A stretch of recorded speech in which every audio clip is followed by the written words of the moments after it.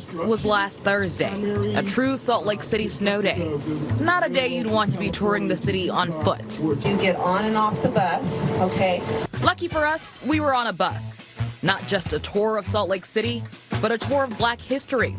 Every stop significant to the history of not only this area, but the Beehive State. All led by husband and wife duo Robert and Alice Birch.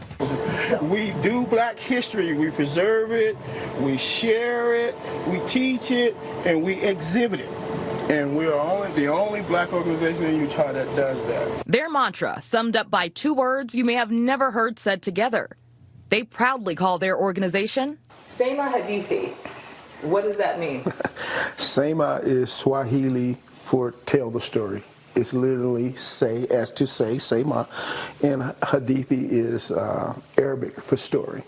And so we created that name, or I created that name specifically because we found that a lot of Black families were collecting their family histories, but they were really not sharing those stories. And on this day, those stories start at, if not the heart of the city, certainly a main artery, the U of U's campus at 32 Potter Street, former home to Black soldiers in the early 1900s. This is the historical Fort Douglas.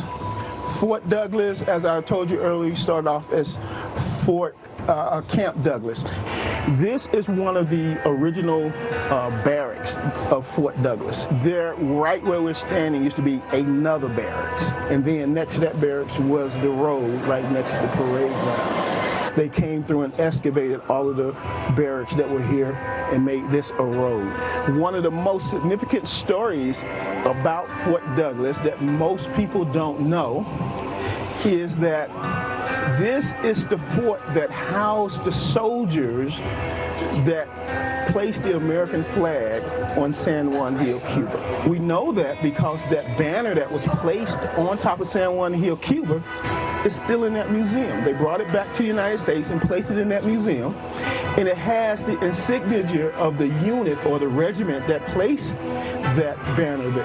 And it is the 24th United States Army Infantry, which was the Buffalo Soldiers. So when you go out here and you look all the way down the hill there, all of that used to be Fort Douglas before the university. Actually, part of it still is Fort Douglas, yeah. So half of it is still Fort Douglas, but it really expanded coming up into the Civil War. And this is one of my favorite things here because it gives us a real example of what the Buffalo Soldiers uniform looked like back in the day. Those soldiers were removed from Fort Douglas shortly after the Spanish-American War. Our next stop, a building you might recognize on South State Street.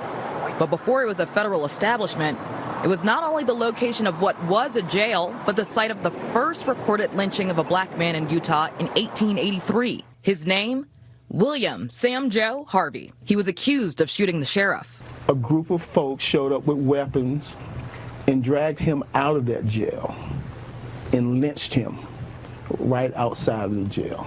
Nearly 3 years ago, Sema Hadithi commemorated 2 lynchings of Black men in the state, including Harvey's. Their lynchings now represented by soil from the sites of their untimely deaths. Jars containing the soil were sent to the National Memorial for Peace and Justice in Montgomery, Alabama. They now sit alongside the soil collected from other lynching victims across the United States.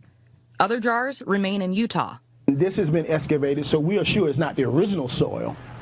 So it is very symbolic in the sense that we took the soil from the location of the lynching. Lynchings of Blacks don't appear to have been routine, but there's history behind one of the state's biggest fixtures that many are surprised to learn. The biggest thing, and the one that we like to talk about the most, is that before the Latter-day Saints came here, the first Latter-day Saint settlers who came here were 4 men, and 3 of those 4 men were Black.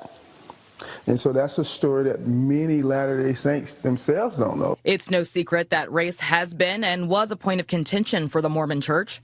So it was no surprise when the bus stopped at Temple Square, where Black people protested the racial policies of the LDS Church for 3 days in March of 1965, right in front of the church leadership building. The group of more than 350 protesters scared and angered church leaders. But later that same month, the Fair Employment Bill passed the Utah legislature. Ironically, that church protest was a win for rights at the Capitol, but it would be another 13 years before the LDS Church removed the priesthood and the priesthood and temple ban against black people in the church. But church, albeit not a Mormon church, had always been a beacon for blacks in Salt Lake. Right at Martin Luther King Jr. Boulevard sits Trinity African Methodist Episcopal Church, Trinity AME for short. It's Utah's oldest black church, founded in 1890 by women, though its congregation existed years before its official founding. It was not only a spiritual hub, but a social hub for blacks. Its basement used for everything from Sunday school to the after-school programs to 4th of July celebrations. It's still an operating church today, thanks to community efforts. It had leaks coming in, foundation was coming apart. Richard Bordeaux and some other folks were successful in finding folks like the Sterling organization to donate money to come back and rehab this entire basement. Tried to leave as much as the outside structure as original as possible. There's only so much you can see in 2 hours. Our other stops included Edison Street, which was once a cultural center for minorities in Utah, and Richmond Park, named after Mignon Barker Richmond, a black educator and activist. But Seima Hadithi's work is never done, and who knows what other stops will be added to this tour as they continue to uncover some of Utah's more hidden black history, forever ongoing. A lot of times we have the challenge that people are saying we're trying to rewrite history, and we're not trying to rewrite history. What we're trying to do is add this part of it that you may not know of. And so as we add these different parts to the story of Salt Lake City, for instance, the community of Salt Lake City becomes more inclusive and it grows for everybody. And we can see that we have shared in how Salt Lake City was shaped. Robin Oginye, Fox 13 News, Utah.